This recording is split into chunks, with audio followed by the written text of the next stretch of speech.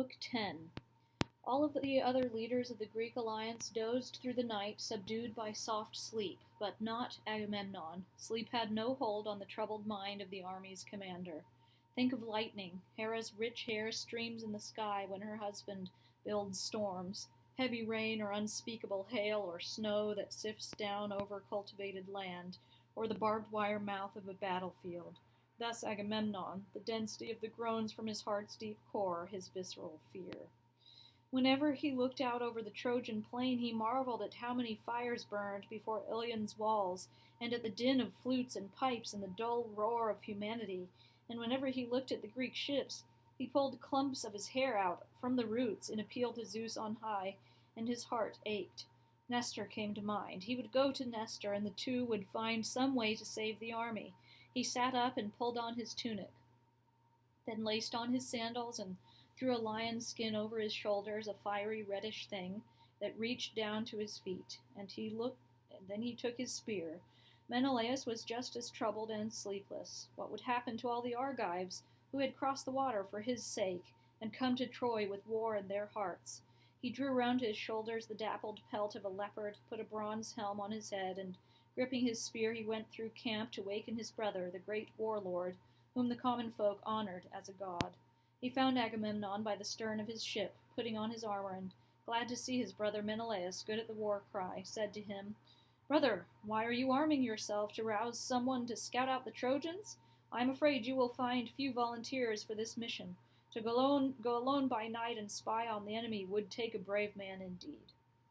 The warlord Agamemnon answered, "You and I need a plan, Menelaus, a good one, to save the army and the ships. Now that Zeus has turned away from us, he seems to prefer Hector's sacrifices to ours. I have never seen or heard of any one man ever doing as much harm in a single day as Hector has done today to our boys, by himself alone, and he is not even the son of a goddess or god. Go now, run quickly through the ships, and summon Ajax and Idomeneus, while I go to Nestor and see if he will go to the sentinels and alert them. They would listen to him, for his son is captain of the guard. He and Meriones, Idomeneus' comrade. It was to them especially we gave the command. And Menelaus, good at the war cry, "What are you telling me to do? To wait there with them until you come, or run back after I have delivered your orders?" And the warlord Agamemnon, "Wait here, or we may miss each other as we cross the camp with all its paths. But give a shout wherever you go, and wake the men up. Call each man by name and by his father's name, honoring them all. Let's you and I not be too proud to work. Zeus gave us this burden when we were born." And so Agamemnon sent his brother off, but went himself to visit Nestor, a shepherd to his people, and found him lying on a soft bed next to his hut and black ship.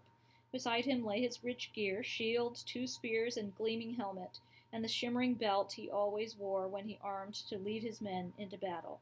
Nestor just didn't give in to grievous old age. He rose on his elbow and lifted his head and asked these questions of Atreus' son. "Who are you, going alone through camp in the dead of night when everyone's asleep? Are you looking for one of your mules or one of your friends? Speak out, and don't sneak up on me. What do you want?" And Agamemnon, the great warlord, "Nestor, son of Neleus, our great glory. You will know Agamemnon, Atreus' son, the man whom Zeus besets with more troubles than any man alive, as long as I draw my breath and my knees still bend. I'm roaming like this because sleep won't come, so worried am I about the war and the Achaeans' troubles. I'm so afraid of the army I'm losing my mind. I toss and turn, my heart pounds through my chest, and I can't stop trembling. If you want to help, since it seems you can't sleep either, come with me and let's go to the sentinels so we can make sure they haven't fallen asleep from fatigue and forgotten their watch. The enemy are bivouacked close by, and for all we know they might attack by night." And Nestor, the old Gerenian horseman, most glorious son of Atreus, Lord Agamemnon, Zeus in his wisdom will not fulfill all of Hector's hopes. No, his troubles will be worse than ours, if only Achilles would have a change of heart and give up his grudge. Of course, I will go with you, but we should wake up some soldiers, Tydeus' son, and Odysseus, and swift Ajax, and Meges, too. And someone should go and summon the godlike Ajax as well, and Idomeneus, for their ships are the farthest. As for Menelaus, dear and honored as he is, and even if it makes you angry, I will not shrink from having a word with him myself, for sleeping at a time like this and leaving you all the work. He should be hard at work, beseeching all our best. This is a crisis we can no longer ignore. The warlord Agamemnon answered him, You may remind him of his responsibilities another time, old sir, and with my blessings. He is often unwilling to exert himself, not through sloth or lack of discernment, but in deference to my leadership. Just now, though, he awoke before I did and came to me, and I sent him out to summon the men you are asking for. But we should go. We will find them at the gates among the guards, where I said they should gather. And Nestor, the old Gerenian horseman, this is how he will earn the army's respect and their compliance when he issues commands. So saying, he pulled on his tunic, laced sandals onto his supple feet, and buckled around him a purple cloak, 2-ply and broad, with a thick nap. He grasped a mighty spear tipped with honed bronze, and went off through the ships. Odysseus, who could match wits with Zeus, was the first the old Gerenian horseman woke up. His voice echoed in Odysseus's dreaming mind, and the Ithacan came out of the hut and said, Why are you going alone through the camp in the dead of night? What's the emergency? And Nestor, the old Gerenian horseman, son of Laertes and line of Zeus, Odysseus the strategist, don't be angry. We are under great duress. Come with us, so we can rouse another whom we should consult as we decide whether to fight or flee. And Odysseus, the master strategist, got a shield from his hut and went with them. They came to Diomedes, son of Tydeus, and found him outside his hut with his gear. His men were sleeping all around him, using their shields for pillows, their spears driven upright in the ground on their spikes, the bronze glittering like summer lightning. The hero was asleep on an ox hide, a bright rug under his head. Nestor woke him, rolling him over with his heel, and scolded. Up, son of Tydeus, are you going to sleep all night? Don't you know the Trojans are encamped on the rising ground close by the ships? Diomedes was awake and up in an instant, and his words flew fast as he said to Nestor, You're a tough old man, and you never quit. Couldn't one of the younger generation make the rounds, waking up captains all through camp? You're impossible, though. And Nestor, the horseman of Gerenia, That was well said, friend. I myself have perfectly good sons, and there are many others who could make the rounds and do all the summoning, but we are very hard pressed. It all stands on a razor's edge now for the entire army, ruin or survival. Now, go and rouse swift Ajax and Meges if you really feel sorry for me. Thus spoke Nestor, and Diomedes threw over his shoulder a tawny lion skin that reached to his feet. Grasping his spear, he went off to rouse and fetch the warriors. When they joined the sentinels, they found them wide awake, crouching down with their gear. Dogs will watch a sheepfold all night long with bloodshot eyes, but when they hear a predator approaching through the woods, and then the noise of men and hounds around it, their sleeplessness completely disappears. So, too, these human eyes, as the sentinels kept watch through the night, turning toward the plain over and over again, whenever they thought they heard Trojans coming. It warmed Nestor's heart, and the old man encouraged them with winged words. Just so, my boys, keep your watch, stay awake, or we will become sport for our enemies. And he hurried on through the trench, followed by all the captains summoned to this council, and by Meriones and Nestor's glorious son, whom they invited also. So they went through and up from the trench and sat themselves down in an open spot where the ground was clear of dead bodies, the very spot where Hector had turned back from slaughtering the Greeks when night enfolded him. Sitting down there, they held council, and Nestor began. Well, my friends, is no one man enough to go through the Trojans and take captive some straggler or otherwise overhear what the enemy intends? Will they stay put out here by the ships or withdraw to the city now that they have beaten the Achaeans back? A man might learn all this and return unscathed, and his glory among men would reach the sky, and he would get gifts from every leader commanding ships here, from each a black ewe with a lamb beneath. What could be finer? And he would forever be invited to feasts and to drinking parties. He finished, and they were hushed in silence. Then Diomedes rose to the occasion. Nestor, my pride as a man urges me to go into the enemy camp over there, but if another were to go with me, it would help, and I would be more confident. When you work as a team, your partner helps see what will work out best. Solo, you might see, but not as much, and you're short on wits. There was no shortage of volunteers to accompany Diomedes. Both Ajaxes were ready, those servants of war. Ready was Meriones and Nestor's son, ready Menelaus, the son of Atreus, and Odysseus, who could endure anything, ready to infiltrate the Trojan lines. Then the warlord Agamemnon spoke out. Diomedes, son of Tydeus, dear to my heart, choose as your comrade whomever you want, the best of all these who put themselves forth. Do not, out of deference, choose a lesser man and leave a better behind, deferring to birth and seniority, even if one is more royal. In truth, he was afraid for red-haired Menelaus.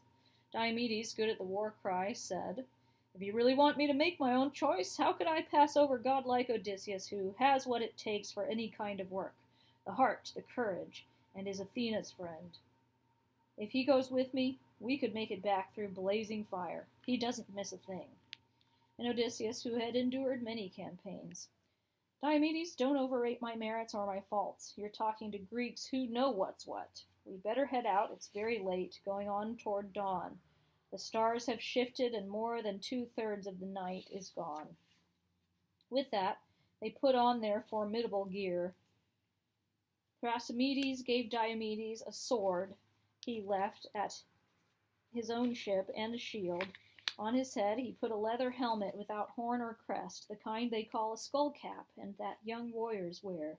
Meriones gave to Odysseus a bow, a quiver, and a sword, while on his head he put a helmet made of hide, stiffened with numerous taut leather thongs inside, and faced outside with the gleaming white teeth of a tusker boar, set thick in alternate rows, cunningly and well.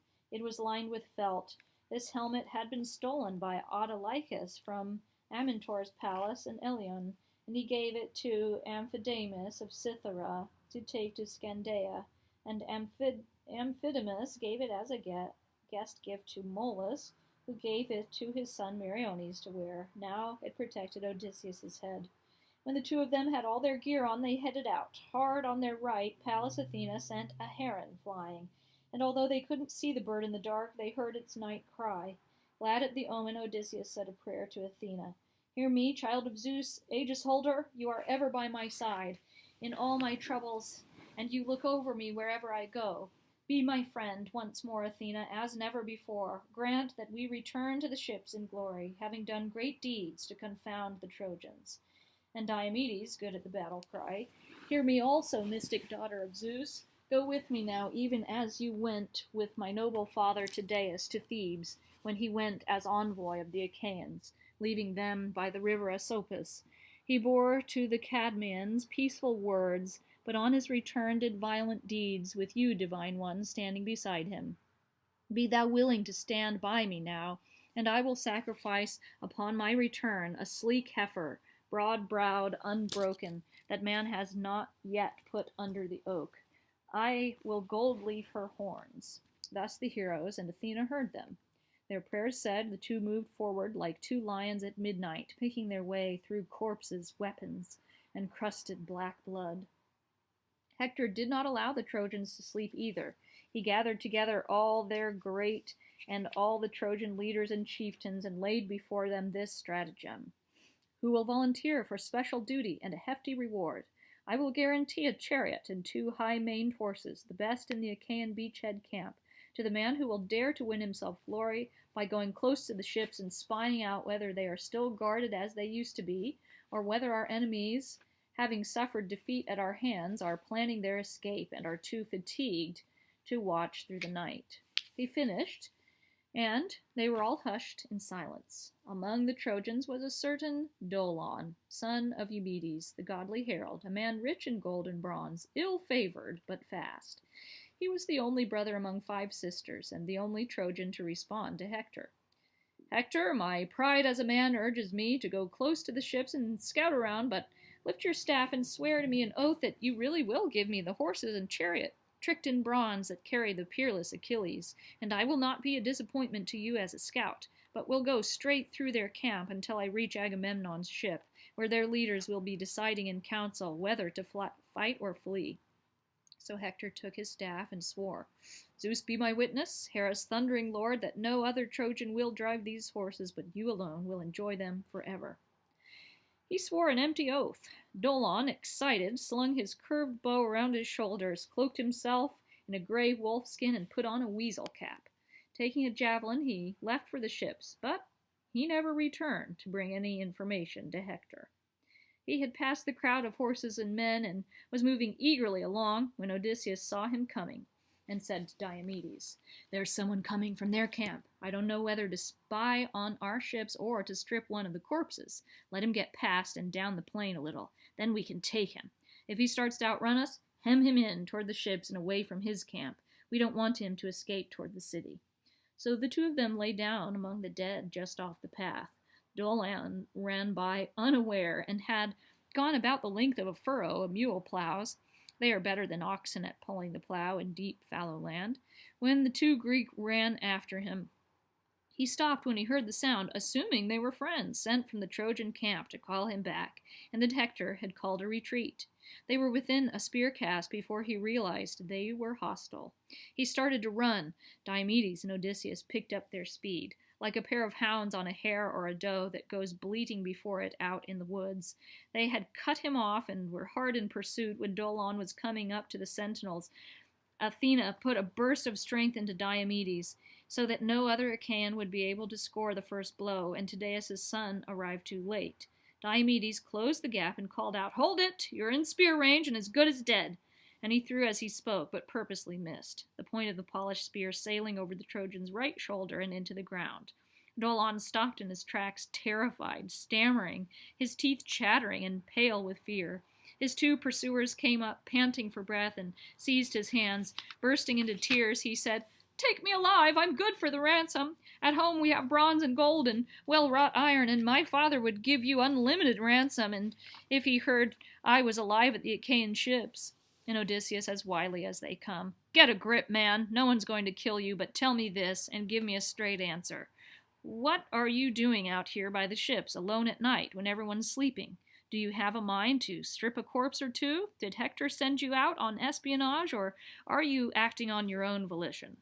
Dolon's knees were shaking as he answered, "Hector lured me into this, filling my mind with foolish hopes. He promised to give me Achilles' horses and his chariot, and he sent me into the dead of night to sneak up close to the enemy's ships to find out whether they are guarded still, or whether the Greeks, having suffered defeat at our hands, are planning their escape and are too fatigued to watch through the night."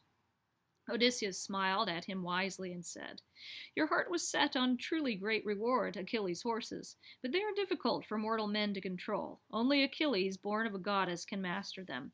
But tell me this, and give it to me straight. Where did you leave Hector when you left? Where is his battle gear, and where are his horses? How are the Trojans encamped and guarded? And what is their plan? Will they stay put out here by the ships, or withdraw to the city, now that they have beaten the Achaeans back?" And Dolon, Eumedes' only son, "I'll tell you everything straight. Hector is holding council at the tomb of Ilus, away from the turmoil. As for sentinels, none have been posted to guard the camp. The Trojans keep watch around their fires, urging one another to stay awake. But the allies, coming from many lands, are all asleep, leaving it to the Trojans to keep watch, since their own children are nowhere near, nor their women." Odysseus, full of cunning, continued, "Then are the allies camped with the Trojans, or apart by themselves? I want the details."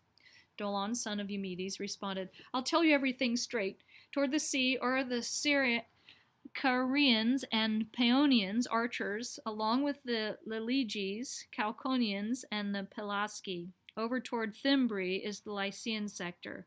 The Mysians are there too, along with the charioteers from Phrygia and Maeonia.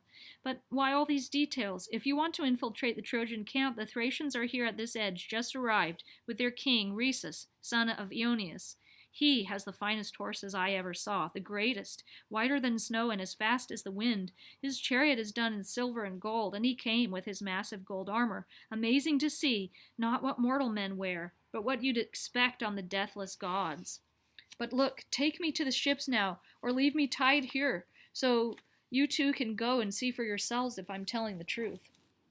Diomedes looked at him darkly and said, "Don't even think about getting off, Dolon. Although you've been a fine messenger, you've fallen into our hands. If we let you go, you'll come to the Greek ships another time, either to spy on us or to fight in combat. If I take care of you now and make sure you're dead, you'll never worry the Greeks again." Dolon was reaching up to Diomedes in supplication, had almost touched his chin, when Diomedes sprang, and with his sword severed the tendons at the nape of his neck. He was still shrieking when his mouth caught the sand.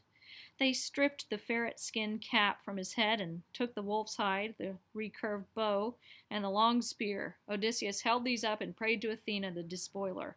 "Rejoice in these, goddess, first of the Olympians to receive our offerings. Guide us once more, now, to where the Thracians and their horses sleep." With that, he hoisted the gear into a tamarisk and stashed it there, leaving as a marker a bundle of branches that they wouldn't miss, on their way back through the black rush of night. Then they went forward through the carnage and weapons until they came to their goal, the Thracian camp. The exhausted soldiers were sound asleep, their gear in 3 neat rows on the ground around them, and by each man stood his chariot team. Rhesus slept in the middle, his thoroughbreds tethered by the reins to the chariot's deck. Odysseus pointed him out to Diomedes. "There he is, Diomedes, with his horses, the man that Dolon told us about. Well, don't just stand there slouching in your armor. Untie his horses, or you kill the men and leave the horses to me." The gray-eyed one breathed into Diomedes, and he went up and down the row of Thracians, killing them one by one. Their groans were ugly when the swords struck. The ground turned to red mud. A lion comes to an unguarded pen of sheep or goats and leaps in with malice. So Tydeus' son went through the Thracians until he had killed 12.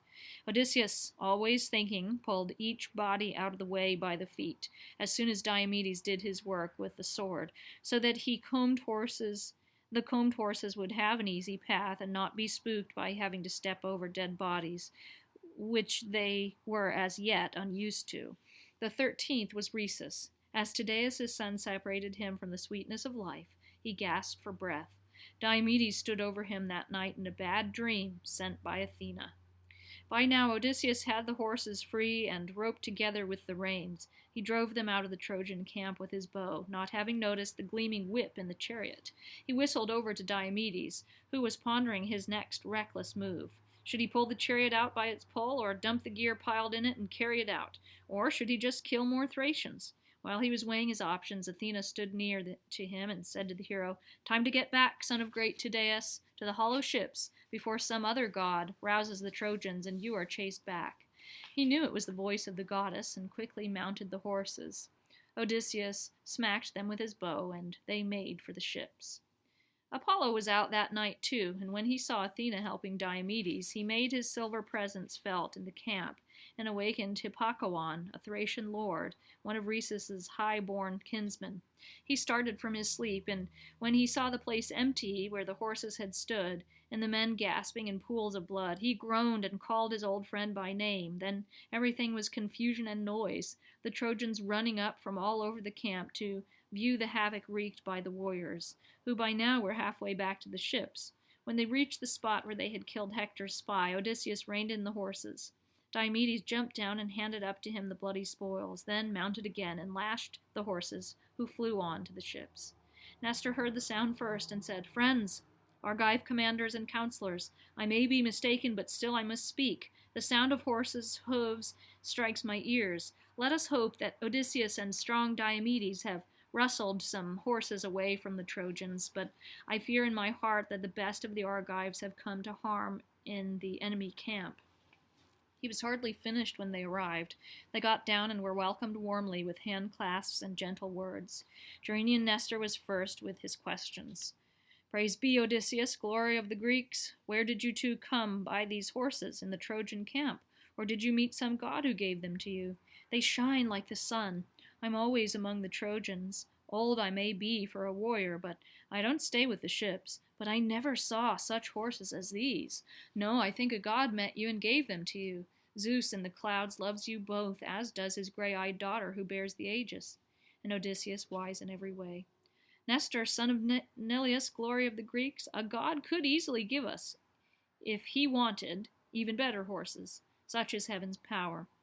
But no, these horses, old sir, have just come from Thrace. Diomedes killed their master and 12 of his comrades, all their best, and we got one more, a scout near the ships. Somebody Hector and the Trojan lord sent out to spy on our beachhead camp.